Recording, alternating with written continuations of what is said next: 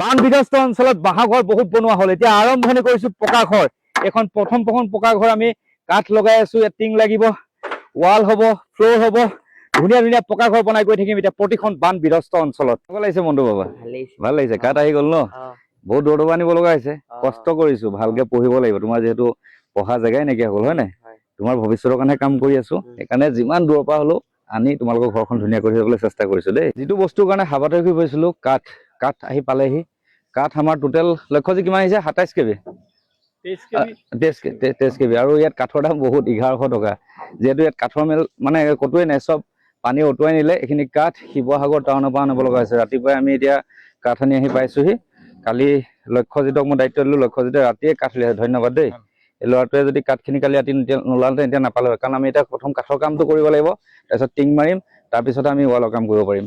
এটা ঘৰ বনাবলৈ কিমান কাঠ লাগে দেখিছেনে? পুৰা এক গাড়ীয়ে হৈ গৈছে। বিভিন্ন চাইজৰ আছে, 2-3 আছে, 3-4 আছে, 3-3 আছে। মানে সেয়া আৰু সেইটো জেগাত বানপানী হোৱা জেগা যিহেতু, সেইকাৰণে বহুত দূৰৰ পৰা বস্তু আনিব লগা হৈছে। ৰাতিপুৱাই আকৌ চিমেণ্টটো আনিব লগা হৈছে। চিমেণ্টটো আমি ষ্টক কৰি, আমি চিমেণ্টটো বহুত দূৰৰ পৰা আনিব লগা হৈছে। ৰাতিপুৱাই মই ফোন কৰিলোঁ আমাৰ অমিত দালে, অমিত বাউৰী, আমাৰ গোলাঘাটৰ, তেখেতৰ ইয়াত ডিলাৰশ্বিপ আছে গেলেক্সি চিমেণ্টৰ। তেওঁলোকে চিমেণ্টখিনি ইয়ালৈ পঠিয়াই দিছে। 15 বেগ চিমেণ্ট আনিছোঁ। এইটো ঘৰ একচুৱেলি গেলেক্সি চিমেণ্টে নবনাই, মই বনাম, কিন্তু চিমেণ্ট গেলেক্সি চিমেণ্টে ইউজ।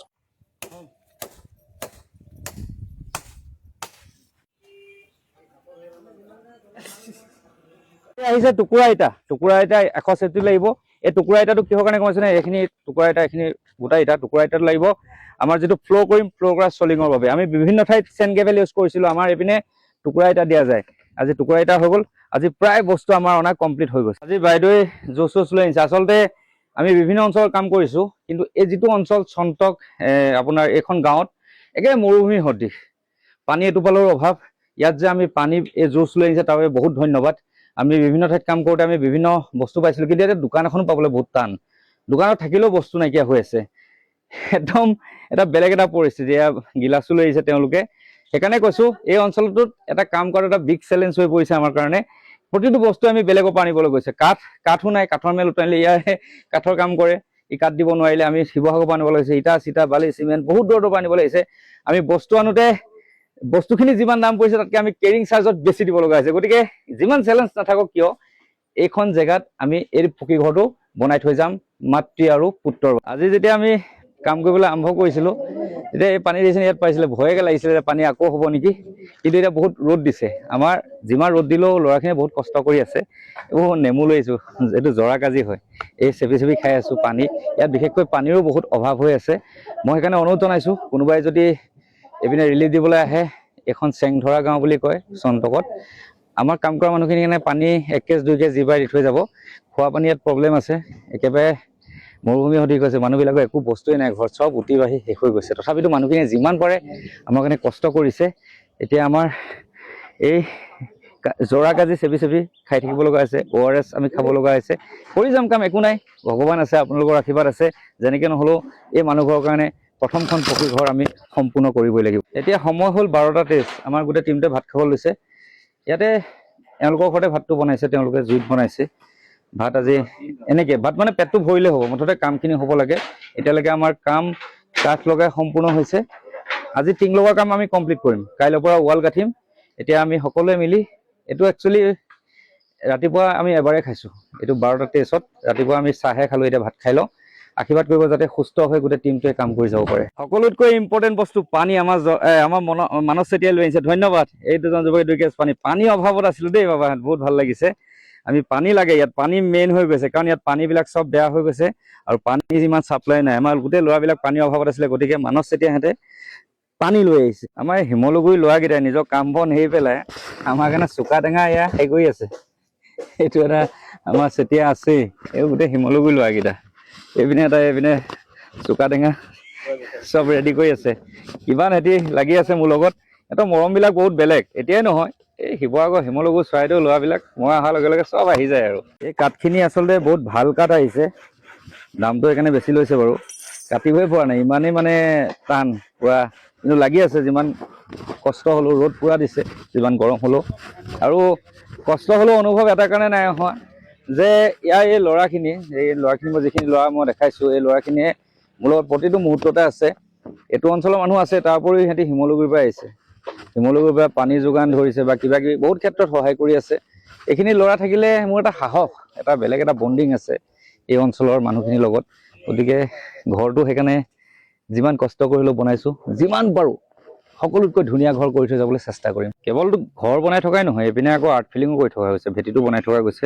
এনেদৰে এইপিনে মাটি এইডোখৰত যিহেতু এটা ভেটি আছিলে, এই ভেটি মাটিখিনি গোটেইখিনি ইয়ালে কঢ়িয়াই দিছোঁ। এইখিনি কাম আচলতে এওঁলোকে কৰিছে, এওঁলোক গাঁৱৰে ন দুইজন, কালু গাঁও ন, ওচৰখন গাঁও। তেওঁলোকে কালিৰ পৰা এই ঘৰটো বনাই দিছে আমাক থাকিবৰ কাৰণে। এইপিনে মাটি কামো কৰি আছে, সকলোবিলাক কামত লাগি আছে তেওঁলোকে। আমাৰ ভিডিঅ' পাই পেলাই শিৱসাগৰ পাইছে তাজমিনাৰ বেগম বাইদেউ, এই বাইদেউহঁতৰ কাৰণে কিবা এটা দিব লাগিছে, দি দিয়ক। এয়া গোটেই হেৰি চলি আছে, কাপোৰ কানি ল'ৰাটোলৈকে বস্তু লাগিছে। এইকেইটা মানে শ্ৰমদান যোনে কৰিছে আৰু আপোনালৈ সৰু কিবা এইটো শ্ৰমদান কৰা মানে শ্ৰমদান নহয়, আমাৰ কাম কৰা মানুহকেইজনৰ কাৰণে ন। এইটো আপোনাৰ আকৌ ল'ৰাজনৰ কাৰণে আৰু এয়া বাইদেউৰ কাৰণে। আৰু এইটো মই ল'ৰাজনৰ মানে কিতাপ কিবা এটা ল'বৰ কাৰণে মই এইখন নহয় ৰ'ব মানে কাগজতে বান্ধি আনিছোঁ। ল'ৰাটো কিতাপ কিনিবৰ কাৰণেও এটা মনোনীত হৈ গৈছে, দেখিছে আহি গৈছে নে মানুহ, আৰু আহিব। মই কৈছোঁৱেই আমি ঘৰ বনোৱাটোতকৈ ডাঙৰ কথা মানুহৰ যাতে আৰু ভৱিষ্যতটো যাতে সুৰক্ষিত হয়, তাৰ বাবে কাম কৰিছোঁ। আমি তাজমিনাৰ বাইদেউক ধন্যবাদ জ্ঞাপন কৰিছোঁ। এয়াই হ'ল মানুহৰ বাবে। এইটো এতিয়া আমাৰ ল'ৰাকেইটাক বিলাই দিওঁ। সন্ধ্যা লাগিলে, ৰাতি হ'ল, এতিয়ালৈকে কাম চলি আছে। এতিয়া 6টা বাজি গ'ল। আমাৰ আজি টিং গজাল দি আমি যেনেকৈ নহ'লেও শেষ কৰিব লাগিব। এইপিনে ল'ৰা উঠি আছে, কৈছে মোৰ টিমটো বহুত বেলেগ, বহুত বেলেগতকৈ বেলেগ।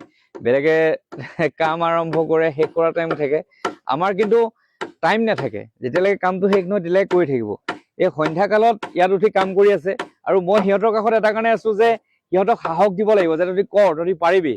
এইখিনি মানুহ হ'ল যিখিনি মানুহৰ কাৰণে ঘৰ বনাই আছোঁ বহুত দুৰ্ভগীয়া, তেওঁলোকৰ এখন ঘৰ খুবেই প্ৰয়োজন, আৰু এখন সকলোতকৈ ভালৰ ভিতৰত ভাল ঘৰ কৰিবলৈ গৈ আছোঁ। অসমবাসীয়ে ক'ব লাগিব যে এইখন ঘৰ মিষ্টাৰ বিটে বনাই থৈ আহিলে বান বিধ্বস্ত অঞ্চলৰ বাবে বেষ্ট অফ দ্য বেষ্ট হ'ব লাগিব, আৰু সেই বেষ্ট অফ দ্য বেষ্ট কৰিবৰ কাৰণেই এনেদৰে আমি ওপৰত উঠি ৰাতি ৰাতি কাম কৰি আছোঁ। কিমান ৰাতি হয় নাজানো, কিন্তু কাম চলি থাকিব।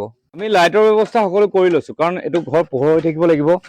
কেৱল ইয়াতে লাইটৰ ব্যৱস্থা কৰা নহয়, আমি ৰাস্তালৈকে লাইট জ্বলি আছে দেখিছেনে, তালৈকে লাইটৰ ব্যৱস্থা কৰি লৈছোঁ। তাৰ পৰা মেটেৰিয়েল আনি থাকিব লাগিব, যিহেতু আমাৰ কাম চলি থাকিব নন ষ্টপ। সেইটো এটা লাইট তাত, লাইটৰ বাল্ব তাত আছে, আৰু ওপৰত উঠি কাম কৰি আছে সকলো পোহৰ হৈ থাকিব। মানুহ কোন থাকে নাথাকে নাজানো, কিন্তু আমি কাম শেষ কৰিহে যাব। মনালিছা বাইদেউ, আপুনি মাতি আনিছিলে ঘৰ যেন লাগিছে নাই? লাগিছে, ভাল লাগিছে। চবতকে ভাল ঘৰ বনাই থৈ যাম। আপুনি সুখী হ'ব যে মিষ্টাৰ বিটুক মই ইনফৰমেশ্যন দিলোঁ, আৰু আপোনাৰ কাৰণে এখন ধুনীয়া ঘৰ হৈ যাব, যিখন ঘৰ অসমবাসীয়ে চাই সুখী অনুভৱ কৰিব। এইগৰাকীয়ে মানুহ যি আনৰ দুখ দেখি মোৰ লগত কণ্টেক্ট কৰিছে, যাৰ বাবে এখন ঘৰ বনাবলৈ সক্ষম হৈছোঁ। ৰাস্তাৰ পৰা আমাৰ আইসকল ৰখি আছে, আৰু সকলো মোৰ এইকেইটা ল'ৰা থাকে, সিহঁতি ৰখি আছে। কিমান দেৰিলৈকে লগ দিয়ে নাজানো, কাম চলি থাকিব, আৰু বহুত ভাল লাগে মানুহ থাকিলে। এয়াই হ'ল মানুহৰ। এটা কথা স্পষ্ট কথা যে তেওঁলোকৰ ঘৰ ভাঙি গৈছে, প্ৰতিসাঁজ ভাত তেওঁলোকে বনাই আছে। ইয়াত চৌকা পাতি লৈছে, ৰাতিপুৱা বৰষুণ পৰিছে, তাত যেনেকৈ হ'লেও ভাত বনাইছে। তেওঁলোকৰ অন্তৰ বহুত বেলেগ, নিজে নাখাই হ'লেও আমাক খুৱাই আছে, তাৰ বাবে আপোনাক ধন্যবাদ জ্ঞাপন কৰিলোঁ। আৰু আপোনাৰ ঘৰটোৰ কাৰণে আমি কৰি আছোঁ, লাহে লাহে ঘৰ হ'বলৈ গৈ আছে। ভাল লাগিছে না মনটো? অতি সোনকালে ঘৰ হৈ যাব আপোনালোকৰ। আমি যিমান পাৰোঁ কষ্ট কৰিম। এগৰাকী মানুহৰ মুখখন দেখি আপোনালোকৰ দুখ লাগিছে নে? কিমান কষ্ট, নিজৰ স্বামী ঢুকাই যোৱাৰ পিছত নিজৰ পুত্ৰৰ সপোন দেখি ঘৰখন লাহে লাহে বনাবলৈ আৰম্ভ কৰিছে, কিন্তু সেই ঘৰখন বানে শেষ কৰি দিলে। তেওঁ পুত্ৰৰ যি সপোন দেখিছিলে, সপোনখিনি শেষ কৰি দিলে। এই মাতৃ আৰু পুত্ৰৰ সপোন পূৰাবলৈকে আমি আহিছোঁ। বাঁহৰ ঘৰ নহয়, পকী ঘৰ বনাই থৈ যাবলৈ আমি আহিছোঁ। এটাই অনুৰোধ কৰিছোঁ যে যদি আপোনালোকে এই ভিডিঅ'টো, এই মানুহগৰাকী তেওঁৰ পুত্ৰৰ বাবে দুখ কৰিছে, শ্বেয়াৰ কৰিব ভিডিঅ'বিলাক, যাতে দেখক বান বিধ্বস্ত অঞ্চলত প্ৰথমখন পকীঘৰ মিষ্টাৰ বিটুৱে বনাবলৈ আৰম্ভ কৰিছে। তেওঁলোকৰ হাঁহিটো ঘূৰাই নিবলৈ চেষ্টা কৰিছে। ভিডিঅ'বিলাক শ্বেয়াৰ কৰিব বুলি আশা কৰি এই ভিডিঅ'টো আপোনালোকৰ প্ৰেৰণ কৰিছোঁ। প্ৰতিদিনে ভিডিঅ' পাই থাকিব, আমনি নাপাব। ভিডিঅ' মই দিয়ে থাকিম, কাৰণ আপোনালোকে আপডেটবিলাক ল'ব লাগিব। আপোনালোকৰ 8-9 মিনিটৰ ভিডিঅ'টো চাবলৈ সময় নহ'ব পাৰে, কিন্তু আমি দিনৰ দিনটো কষ্ট কৰি থাকোঁ। বাকী একো নকওঁ। যিসকলে ভিডিঅ' ইগন'ৰ কৰিব, কিন্তু যিসকলে ছাপোৰ্ট কৰি চাই থাকিব বুলি আশা কৰি বিদায় মাগিছোঁ। পুনৰ কাইলৈ ভিডিঅ' আহিছে। ধন্যবাদ। জয় আই অসম, জয় জয়।